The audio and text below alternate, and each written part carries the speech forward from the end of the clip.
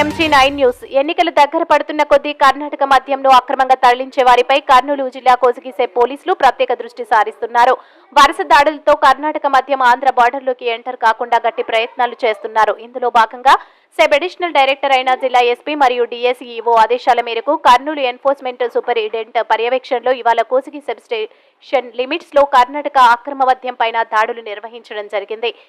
తుంగభద్ర నది ఒడ్డున అక్రమం తరలించడానికి సిద్ధంగానున్న కోసిగి మండలం కందుకూరు గ్రామానికి చెందిన వీరారెడ్డి అనే వ్యక్తి వద్ద నుంచి 60,480 రూపాయల విలువ గల 10 బాక్సుల ఒరిజినల్ చాయిస్ విస్కీ మద్యాన్ని సెబ్ అధికారులు స్వాధీనపరచుకోవడం జరిగింది. ఈ మద్యం 960 టెట్రా ప్యాకెట్స్ లో మొత్తం 86.4 లీటర్లుగా ఉంది. నిందితుడిపై ఇదివరకే అక్రమ మద్యం సంబంధించి కేసులు కూడా నమోదయ్యి ఉన్నాయని SEB assistant enforcement superintendent Vinod Kumar తెలిపారు.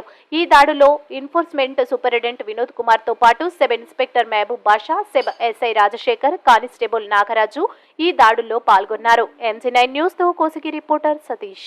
దాడులు చేయగా ఆ వ్యక్తి వీరారెడ్డిగా గుర్తించడం జరిగింది. అతడు అబ్స్కాండ్ అయ్యాడు. అక్కడి నుంచి అక్కడ దొరికిన సరుకు 10 బాక్సులు, మొత్తం అన్నీ ఒరిజినల్ చాయిస్ టెట్రా ప్యాకెట్స్ అనమాట. 960 టెట్రా ప్యాకెట్స్ ఉన్నాయి. దీని వాల్యూ సుమారుగా 60,000 దాకా ఉంటుంది. దీన్ని ఇవాళ సీజ్ చేయడం జరిగింది. ఇకపై ఎలక్షన్ పాయింట్ ఆఫ్ వ్యూలో ఇదివరకు కూడా మేము చాలా దాడులు చేస్తున్నాము. ఇదివరకు కూడా చాలా అక్రమ మద్యం తరలిస్తూ పట్టుబడిన వాహనాల వేలంపాట కూడా ఇక్కడ మేము బహిరంగ వేలంపాట నిర్వహించి అన్ని డిస్పోజ్ చేయడం కూడా జరిగింది. దాదాపు ఇక్కడ